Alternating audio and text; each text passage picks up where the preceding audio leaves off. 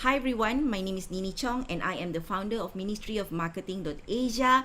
I am super excited because after being invited to Astro Awani last night at Malaysia Memilih program, I have received a lot of questions through my social media where friends, family, and members of the public would like to understand more about the Hang Parliament. I am unable to answer this, but what I am grateful for is that Vortex actually reached out to me also through social media and express the interest to collaborate and create a social impact initiative, and we are agreeing to run a campaign that is called Rakyat Speaks, right? So I have with me right now Ariff Adi Putera Anwar, who is a research officer and he specializes in policy with me today. So Adi, would you like to speak a little bit about yourself and what you do at IDS Sabah?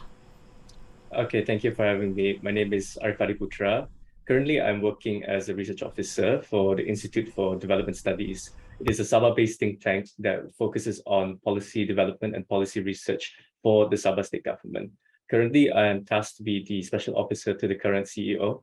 And on other occasions, I'm also tasked to help with other ad hoc research, such as the new capital city in Kalimantan on the Indonesian side and its impacts on Sabah. And previously, I was also working on projects such as the Malaysian Agreement 1963. So most of this research we do is for the benefit and to better inform the state government when it comes to developing their own policies and initiatives in developing the Sabah state.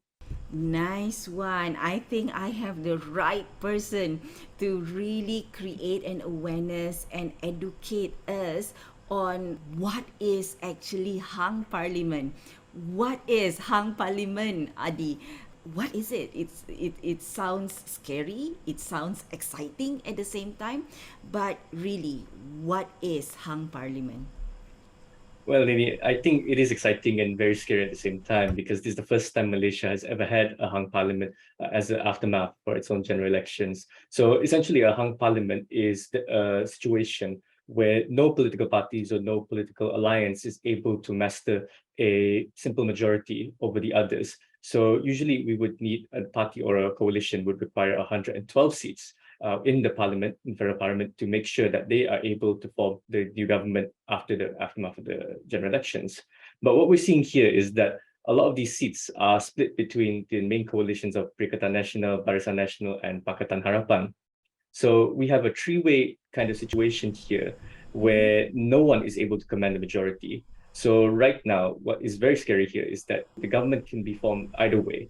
Some coalitions may go to another coalition and form an alliance there, or it could just be one going on its own, and then we'll have to suffer the fact that it doesn't have enough numbers, and we'll be suffering the fact that there will be controlled by a new government which holds the majority. So there's a lot of horse trading going around. A lot of people are going around negotiating, telling you should join us, we should form the government together. So right now we have Perikatan Nasional negotiating with Gabungan Parti Sarawak and Gabungan Rakyat Sabah, which forms the Borneo Bloc, trying to get the numbers that they have to bolster their own. But also they're looking into working together with other parties that are aligned with their principles. Hopefully that they would like to see that Barisan Nasional will come into the fold as well to be able to form a government with at least 132 seats, which is a comfortable number for them to form their own government. Yet this is still being decided by the party leaders and won't be confirmed until tomorrow. So what people would expect is that they would see a new government by today, but I think we're going to be have on Sunday, but sadly we might have to look to Monday for a new government. And this is what has people worried because one day without a government, one day without administration, that is what makes things very difficult. All right. So I think what I will do, Adi, is my second question would be, right, to just understand what would be concerning, right, for the rakyat. What could be a reason to worry first at this current situation? Well, going into this election, a lot of the Rakyat was very much worried on whether or not a stable government will be formed because right now we just came out of a COVID pandemic and we would like to see a government that is stable, that is able to carry out its tasks, carry out its obligations to the best they can. without that much interference, be it domestic or international. And so without a stable government, there's a lot to be concerned for when it comes to the economy, when it comes to rebuilding the infrastructure that we have post-COVID. So when you have the situation where nobody can actually form the government immediately, that means there's no leadership, there's not much direction. Not to mention that should coalitions such as BN or and PN are able to form some kind of alliance with each other and form the government, there's still the disagreements and the personality politics that works between there. And whether or not they can work together for the next 5 years is very worrisome. Now, if they are going to be competing each other as a coalition, then they're going to be disagreeing on a lot of things, such as policies, or if there are any reform agendas on the table, there will be a lot of disagreements and things will move very slowly. So we won't see much happening if these kinds of grievances, these kinds of political rivalries get in the way of governance. So that is the other worrying part. And that also comes just the caveat of alliance politics, basically. If you're reliant on the fact that you're only the government because of somebody else, if somebody else chooses to walk out or threaten to walk out, then the whole thing falls apart and you won't have to be able to command that majority. And in the worst case scenario, like how we'd had in the COVID pandemic, we rotating between prime ministers over and over again. Now in England, they did have the situation and they have been calling for a new election because they feel that the Conservative Party doesn't hold a majority anymore. And since they've been cycling so many prime ministers, they're calling for another election, just like what we're experiencing. Or we might see a minority government be formed here. But that's also really depends on what the Yang di-Pertuan Agong has to say, because at the end, only the king has the rights and powers to decide on accept whether the prime minister should be appointed as such. Okay, I know that I said to you just now, I will be only asking you 4 questions, but just for the benefit of the rakyat, right? Correct me if I'm wrong, Adi. It is correct when I say that in the democracy countries, right? This is not something new. It has been happening in many countries. Is that right, Adi? Yeah, like I said, just going back to England, I believe that was in 2017, the Conservative Party wasn't able to muster up a majority and they were put inside the minority bracket. However, they were still allowed to form a government only because the fact that they held the most seats out of every other party and coalition.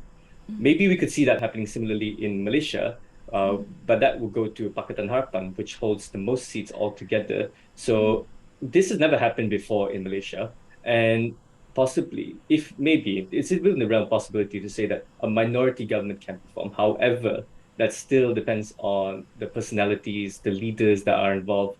But given the situation as it is, I think being experimental here about democracy may have good dividends and good benefits. However, it may upset many others as well, because if Pakatan with 80 plus seats is still able to form the government, it sets a precedent down the line for future general elections that you don't necessarily need the 112 seats to command as long as you hold the majority in terms of seats and population votes relative to your contemporaries or your opponents. So this is a function of democracy that we still haven't been able to figure out. Nice one. Okay. So we spoke about the concerning factor of hung parliament. So I would also like the rakyat to know at this current unprecedented hung parliament that is happening in Malaysia right now, what kind of opportunities arises out of this current situation, Adi? In terms of political culture, I think there's a lot of opportunities for it to be developed because if we look to the trends at the previous general elections, they all had their own ethos and their own culture. It's very specific. If you remember back in the last general election, there was this huge energy that wants to change and remove the former Prime Minister Najib Razak. And before that, it was a huge tsunami, so to say. So each election, there's always something new to be added. But however, now we're coming to this time where back then it was always a 1v1 kind of one coalition versus another coalition kind of scenario. Now it's one coalition versus another versus another. So it's a three-way tug of war going on here. And only way for people to survive, or for any coalition to survive, is to be able to negotiate with one another, to make deals with one another that is favorable to all parties involved. So what I can see as an opportunity here is that political leaders, will be a bit more diplomatic in how they negotiate with one another. Because back then, when Barisan Nasional held a huge majority, they were able to throw their weight around. Whatever they said will always be passed just because of the sheer size and weight that they carry. But now everyone's in a precarious situation. No one wants to lose the support of their partners or their allies. So there will be a bit more negotiations going back and forth. There will be a bit more discussions amongst political leaders to see what is the right consensus moving forward. And if that is able to trickle down to, let's say, the Rakyat, because we go to our day-to-day lives discussing and building consensus and building bridges with one another. If the political leaders are able to manifest that kind of energy, that kind of spirit and culture, that could also be a new avenue for how our political culture develops, one which is predicated on mature politics, compromise, negotiations, and diplomacy. Nice one. So meaning that the intrinsic factor in this is that as our leaders move more maturely, because there is an opportunity here for them to do so, right? I spoke a lot about collaborative leadership last night, and I feel that if our leaders are able to demonstrate collaborative leadership, the rakyat will follow suit as well, right? Possibly. That's a very optimistic take on it. But it just boils down to it's either you play nice with us or we're never going to get along and nothing's going to be done. All right, nice. And I think one of the things that people really would like to know is because last night one of the question that was asked was that who's going to play that role? Who is going to communicate to the rakyat? Who is going to play leaders right now? But we have our leaders, the rakyat have spoken, and we see the numbers, the results already. But how can people like me, people like you, and others are able to play a role and actually help Malaysia to elevate in this current situation, Adi?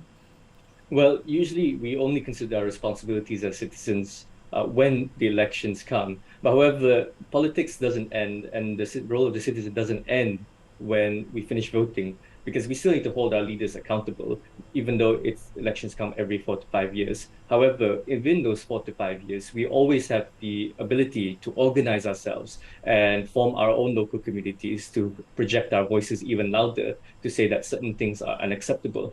If we look to how the seats in Penampang fared, that's a seat that has rotated so many leaders in the past 20 years, and that's only because of local mobilization and the sentiment of community, a strong community that's able to say, no, this is not acceptable. We want better from this. We expect better from our leaders. So it starts from getting together as a community, trying to articulate what is it that we want as a community within our districts and our constituencies. And this is a process that can be as basic as simple as going to maybe a coffee shop and having a discussion with your friends, or even organizing talks, or even having awareness programs as a community itself to say that maybe for, let's say, KK, or we don't want an LRT, but maybe we want better bus services, those kinds of conversations. As the Rakyat, we have the power of the voice to be able to bring these kinds of conversations, and hopefully they can be noticed at not even the state level, but the national level as well. So having more discussions, having more conversations between each other helps build up the narrative and helps build up more awareness to what we exactly want and would like to see out of our leaders. So this is something that can be, as time goes by, it can be lead up all the way to the elections. So it's not just simple as going to the ballot boxes, voting, then hope things will be okay for the next 5 years. No, you are part of the conversation as long as you have the power to vote. So just exercise that right, that you are a citizen and you have certain rights and certain demands that should be met by your representative, and just as much as other people within your constituency. So get together, make sure you all come on the same page, just like how the politicians are forced to work together. We also have to work together to make sure that the politicians are kept in line. Nice one, Adi. What I'm hearing from you is that, there are more people of the Rakyat who can actually step up and become leaders, speak up, and really understanding what my community wants and how I am able to bring this forward so that our parliament leaders, our government leaders are able to listen and understand better what is it that we want to have happen, what kind of change that we would like to have. And we play roles in this. We are able to move together and collaborate with our government leaders as well. Is that right? Exactly. And it also has the added benefit of it doesn't just involve people who are politically aware, because sometimes people don't want to get involved in these kinds of discussions because politics isn't of their interest, so they feel they're apolitical. However, everyone has experience with, let's say, roads or public utilities, and that is governed by the administration of the day. So even let's say you are apolitical, you can still be part of a conversation when it comes to water, infrastructure, or even the roads that we take to work every day. So it doesn't have to necessarily be about who is in charge, or what kind of government are we going to see. But even something basic as this is because it also leads to how the government handles the constituencies and the infrastructure that they are in charge of. Nice one, Adi. And I guess with that, that is all from episode 1 of Rakyat Speaks, people. We will be seeing you again really soon. This is a collaboration with Vortex.